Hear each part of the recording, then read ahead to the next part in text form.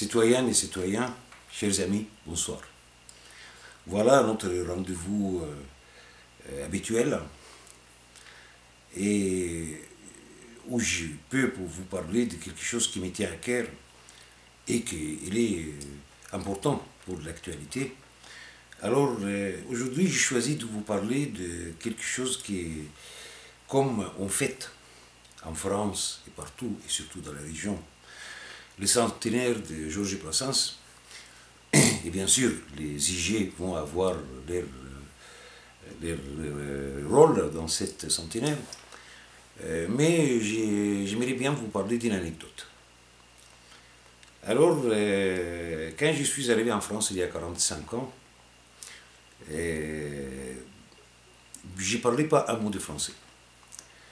Et mes amis m'ont conseillé, outre cours de français, etc., que j'ai fait très peu de cours de français, c'est de lire de certaines presses, comme Le Monde, etc., mais surtout d'écouter Georges Brassens, parce qu'il considérait, ces amis-là, il me dit, là, c'est lui qui écoute Georges Brassens de manière assidue, et va être complètement imbibé de toute la richesse de sa langue, sa diction très claire, les foisonnements de son vocabulaire, etc., et que c'est le meilleur professeur de français qu'il soit. Alors je me suis précipité pour acheter des 33 tours de Georges Brassens, comme par exemple ça c'est un collector de l'époque. Bon, il y en a d'autres que j'ai achetés et je me suis mis sur mon appareil et j'ai écouté les Gourris, j'ai écouté les Braves Margot, j'ai écouté les Jolies Vaches déguisées en fleurs, j'ai écouté les femmes adultères d'abord, j'ai écouté Mourir pour des idées et autres poésies de Victor Hugo, d'Aragon et bien sûr les passantes, bon, on aime tout, et surtout les chasses aux papillons, et je m'en passe. C'est énorme, c'est énorme.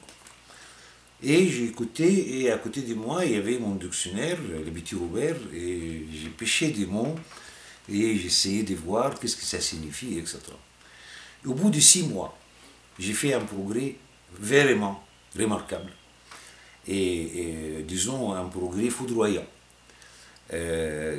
par la richesse de ce poète, la richesse de sa parole, sa diction, et après surtout le sens de ce qu'il dit.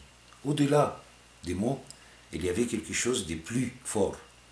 Qu'est-ce qui pousse les mots pour qu'ils deviennent vraiment des espérances, qu'ils deviennent un troisième œil pour voir des choses qu'on ne peut pas les voir avec les premiers regards.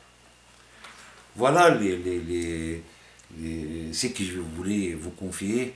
Je n'aime pas tellement parler de mon histoire, etc., mais cette anecdote, je voulais la partager avec vous. Parce que actuellement, avec le temps qui court, toute cette regard caustique, regard critique, regard sans complaisance de Georges Brassens sur la chose publique et sur le monde qui l'entoure, on en a besoin. La culture, elle a besoin de voir comment l'un de ses princes, l'un de ses héros, et à parler aux puissants. La culture, elle a besoin de ça pour parler aux puissants. Les paroles de Georges Brassens, c'est un message d'espoir maintenant. C'est un renfort de force pour nous, gens de la culture. Voilà, je voulais partager ça avec vous et vous inviter à écouter Georges Brassens. C'est son année, hein, donc écoutez-le, c'est magnifique. Allez, bonsoir.